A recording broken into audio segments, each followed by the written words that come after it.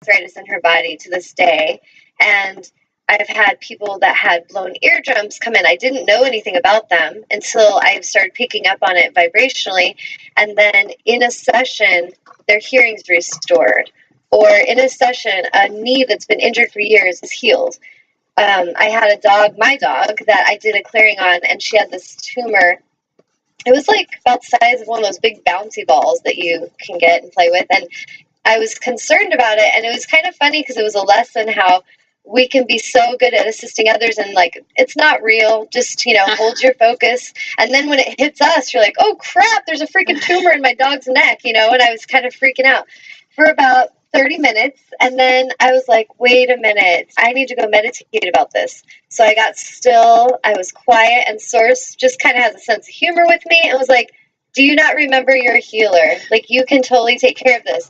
So as I did, I set that intention, and with my dog's spirit's permission as well, because it's her journey. If for some reason she didn't want to heal that, it's not that I'm failing. If she doesn't allow it, there's a reason. So I set the intention.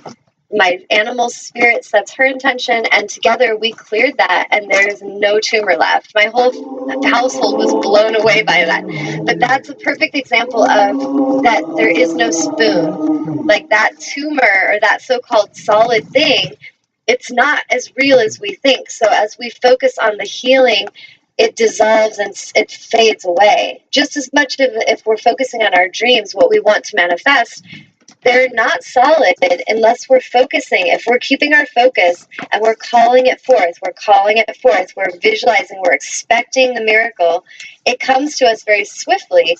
Whereas others, they'll talk about their dream or what they want, and then quickly lose their attention and go back to the problems and why they don't have it. And law of attraction is in effect no matter where we are putting our focus. So some of us are really powerful manifestors of beautiful experiences, and some of us are really powerful manifestors of really nightmarish experiences. And it's just a matter of our focal points, of our alignment. I have a couple comments. One, I used to be super allergic to cats. And then I met my husband who had a cat. And my first thought was, well, we'll get rid of the cat, or, it was nice knowing my potential husband. But I had worked through enough stuff that I was able to release whatever it was. Now, if you would have told me that 5 years ago, I wouldn't have believed you. And I have profound hearing. Wouldn't have, but I have profound hearing loss in both ears. And I was like, you know what? You need to get hearing aids, but that's okay because you'll heal it. I'm like, there's some stuff obviously in a deep layer that I need to let go of. It's what I don't want to face or hear. I'm well aware of that, and I believe that I can heal it. I have a friend who healed. He had was it double vision? Was in a car accident. That's healed. I mean, he wasn't allowed to drive because he was a safety risk, but he has corrected that and can drive now. So and you're so right. And for people who are more logical based from a physics perspective, I'm not solid. They're just, what are they? The little atoms going super fast, or I always get it confused, or super fast, or if you're really heavy, it's super slow, or whatever it was. But you're right, and I think that's really important. So basically, your energy, and you're creating matter. You're creating solid. But I want you to discuss something you touched on briefly, because I think this is really important. Sometimes we're not meant to heal. And maybe it's a life lesson, maybe it's whatever, but talk a little bit about that, because I sometimes think people feel, well, if I didn't heal, then I failed, or this energy system doesn't work, and that's not necessarily the case. So talk a little bit about that. Well, basically, the more that we are aligned with Source, the more that we understand everything that's operating in our lives, and the more that we let go of trying to control it. So, like, the way I'm at in my life now is I don't really mind what happens. It's a really beautiful, free space to be, because you just arrive and you just know that miracles are happening always, and that you just arrive and you're just present wherever you're called to be. So there's no more need or seeking or I need to fulfill something that's empty in me. It's just an arriving and a presence. So when there's someone that's struggling with a sickness, typically, I mean, there can be so many layers to that. There could be someone struggling with a sickness because of deep fear, that they have so much fear they can't really embody trust, and so that deep fear is consuming them at an energetic level. It's very disrupting to their vibration and to their physical form. The physical form will manifest disease. So Louise Hay has a beautiful way of saying dis-ease. It's when you're not at ease. And I feel like that is so symbolically true about any sicknesses. There will be beings, though, who maybe, like, people say, well, why would this child get leukemia? And that's why, if there's a God, why would God do that to a child? And what I would answer is, if I tuned into them at an auric level and tuned in, they may have past life debris that they're bringing over, a victimization that they are manifesting instantly as they come into this human form. They've carried it over. They may be an earth angel that brought this sickness in to awaken something deeper in that family that's beyond the sickness. It could be about really teaching life lessons of what's more important. There's people will be shifted in huge life transforming ways when a child is touched with sickness, or, someone that they love is taken from them. So like myself, with my father being taken, that was a huge catalyst for my awakening. So now when I look back, I see that as such a beautiful gift. But if you asked me 2 days into it, I was pissed off at the world. I was not thinking things were cool. Life was not fair. I was mad.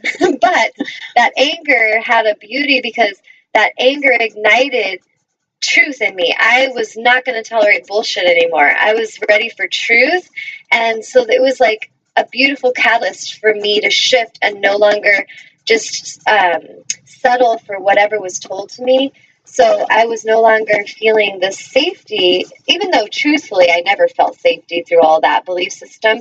But there was this level of where you just settle and think, well, that's just the way it is. That's just what they say. And I feel like sometimes these experiences can be so powerful. So yeah,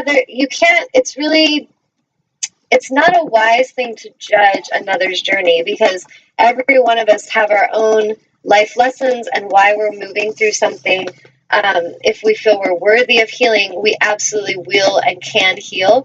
We are in complete control of our own journey in that way, because our thoughts and our vibration are something that we directly control with source. Like, we either tune into high vibration and love, like you were saying, the person that commented on how if we're focusing on the positive, if we're having gratitude, it's magical. I've had people kind of go, why do you always talk about how happy you are? Like, it's like you're trying to convince everybody. And I'm like, well, I'm sorry that you see the world this way, but I actually have found how powerful gratitude is, and I love expressing it.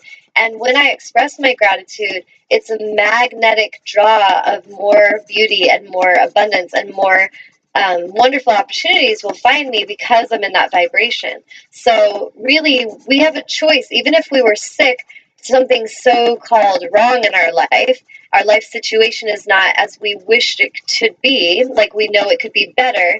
There's some part of our soul that knows that it could be better. That's where we have to put our faith, is in how spirit's working that out for us, because sometimes people are so attached to what they have, they stay stuck. And we have to be willing to surrender everything that's physical and real to be in our alignment. And when we do that, I've learned firsthand, life becomes much more beautiful, much more miraculous and flowing, because we aren't attached to anything that's keeping us down. And sometimes a person's life will transition into what we call death, because their spirit is ready to go into a new direction on a journey. And as a shapeshifter, we're just shapeshifters. We're shifting our shape. We're shifting our form from this form to one that will serve us. Kind of like the movie Avatar. Like, Jake knew his legs didn't serve him. That world was no longer appealing to him. The more he tuned into that other world, he decided to shapeshift and just completely embody his avatar.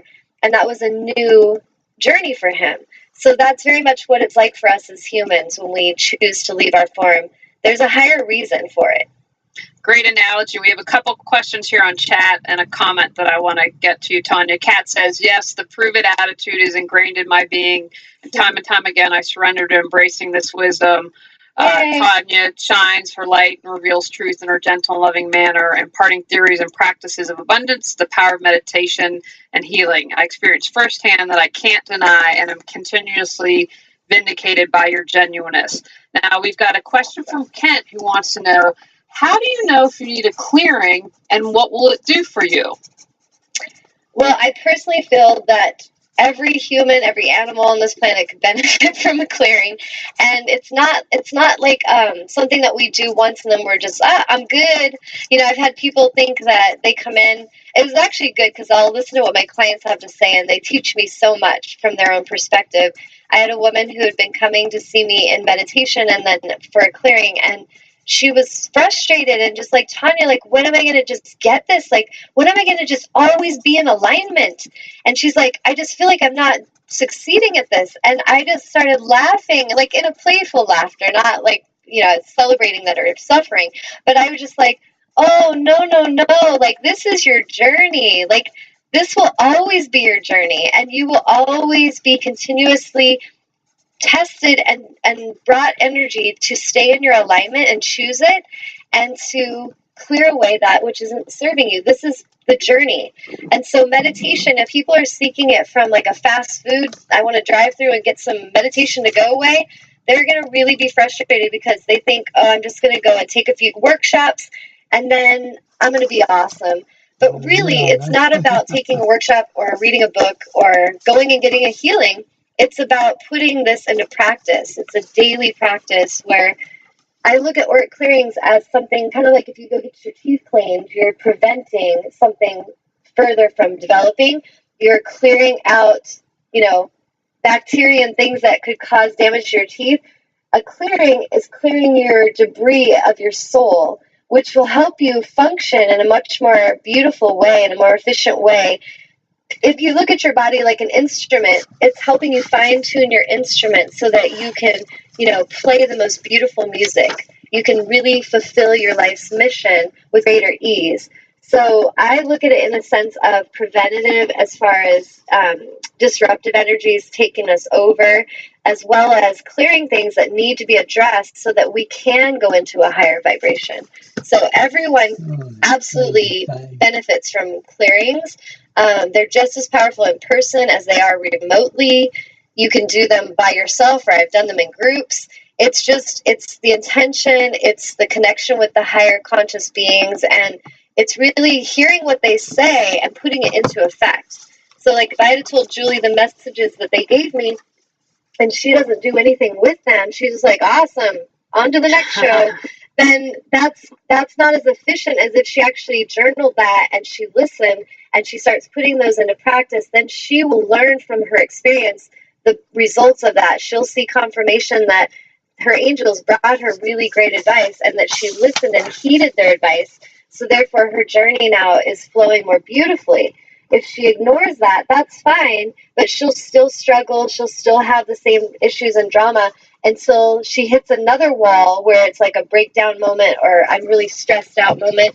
And then she calls out to the universe and says, help me. And they say, oh, are you ready now? And they bring another teacher or another assistant in.